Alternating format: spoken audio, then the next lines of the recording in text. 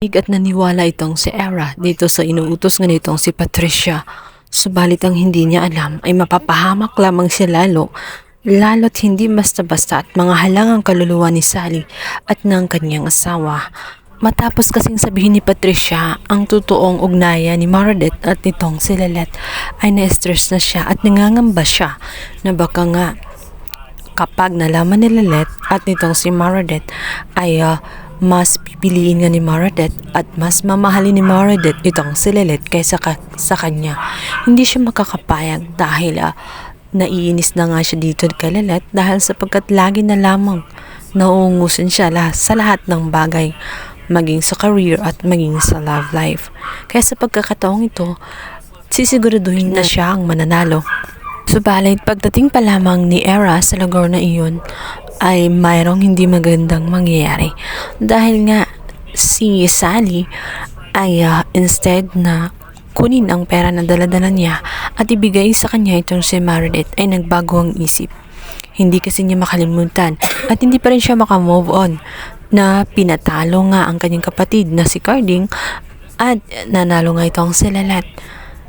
Kaya naman sisiguraduhin niya na makaganti din dito kay Era.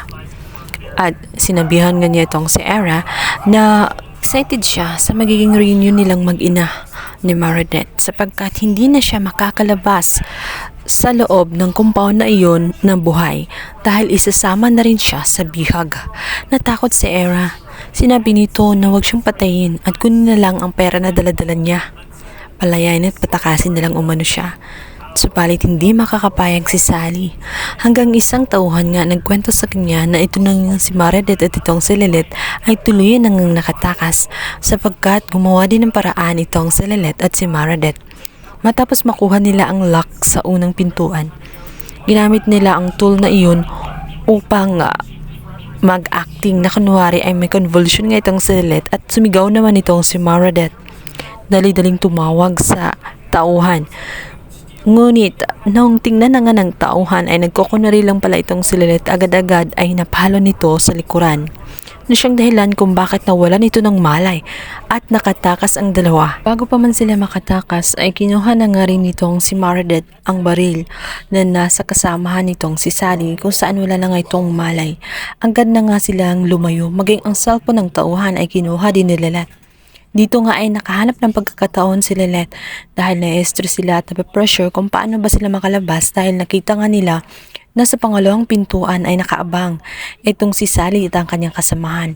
Kung kaya't sinabi nga nitong si Meredith na kailangan nilang makahingi ng tulong bago pa man magising ang kanilang tauhan na napukpukan nitong si Meredith at bago pa man malaman ng isa na wala na nga sila doon sa area kung saan sila nakatali. Agad-agad naman ay nakahingi ng tawag at saklolo itong si Lilith.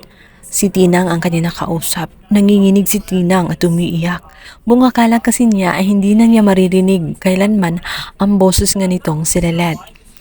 At sinabihan nito na mag-ingat at magtago muna hanggang sa hindi pa dumating ang mga pulis at huwag silang magpapahuli kina Sally. Sinabi rin nito na paparating na sila. Naikwento na rin ni Lilith ang naturang address kung kaya't paparating na rin ang mga pulis para i-rescue nga sila. Sa kabilang banda, nagtago na nga itong sina Lilith at itong sina Meredith. Subalit nakita pa rin siya nitong si Sally at ng kanyang kasamahan. Agad-agad ay tinututukan naman sila ng baril. Sinabing kahit paulit-ulit pa umano silang tumakas ay hindi sila makakaligtas sapagkat sisiguraduhin niya na walang matitirang buhay. Kung mamamatay din lang naman siya dahil may parating na nga ang mga pulis ay sisiguraduhin niya na madadamay nga itong si Meredith at itong si Lilith. Maya-maya pa nga ay nagpang-abot na sila nitong si Era na tinutukan din ng baril ng kasamahan nitong si Sally. Nagulat si Meredith kung paano nakapunta si Era at anong ginagawa niya doon. Antala, malilito naman itong si Meredith. May hawak nga siyang baril. Subalit hindi niya alam kung sino ngayon ang kanyang uunahin. Kung ito bang si Lilith na tinutukan din ng baril nitong si Sally or ang kanyang anak na si Era na tinutukan din ng baril ng kasamahan nitong si Sally. Nalilito siya kung sino ang uunahin niya. Napasigaw na lamang si Era at hindi alam ang gagawin. Maya-maya pa nga ay pulis at napuruhan nga agad-agad ang asawa nga nitong si Sally. Sinabihan siya ng kanyang asawa na tumakas na at lumayo-layo na, iligtas na ang kanyang sarili. Subalit si Sally ay tela baliw na nga ito at wala na siyang pakialam sa kanyang buhay. Kung mamamatay lang din naman siya, ay sisiguraduhin din niya na isasama niya sa hukay itong si Era. Naabutan niya itong si Era. Gusto niya itong barilin. Nagmamakaawa itong si Era at sinabihan siya na patakasin at palayain siya at huwag barilin. Proprotektahan o mano niya itong si Sally at paglalabasin na ang kasamahan niya ang nagplano ng lahat at biktima lamang din siya. Gagawin ni Era ang makakaya niya nang sa ganun hindi siya makulong.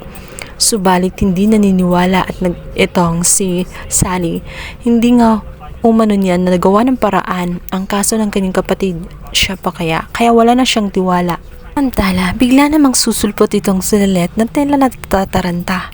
Akma na sanang babarilin nitong si Sally itong si Era, subalit nawala sa isip nitong si Lilith dahil nagpanik ay bigla naman niyang aksidenteng natulak nga itong kanyang half-sister na itong si Era. Nagulat si Lilith sa kanyang nagawa, hindi niya ina-expect na mangyari ang mga bagay na iyon. Samantalang itong si Sally ay tumatawa lamang ng malakas at nasisihan pa sa mga nakikita. Maya-maya pa nga hindi na siya magiging masaya sapagkat andyan na ang mga pulis at huhulihin na nga siya. Tuluyan ngang nakulong itong si Sally.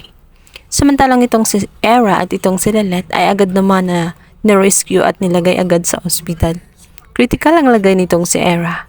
Kung kaya't nung magising na nga itong si Lilith ay agad niyang hinahanap kung nasaan si Era dahil gusto niya itong makausap. Ano nga kaya ang nasa isip nitong si Lilith? Bakit niya nagawang maitulak itong si Era? Nagawa kaya niya ang bagay na iyon upang isiba ang buhay nitong si Era dahil alam niya na kakalabitin na nga ni Sally ang naturang baril na hawak-hawak niya at yun na lang ang pagkakaalam niya na makakatulong para maligtas itong si Era. Paniniwalaan naman kaya siya ni Era kapag nagising ito or kakasuhan siya ni Era sa kanyang ginawa?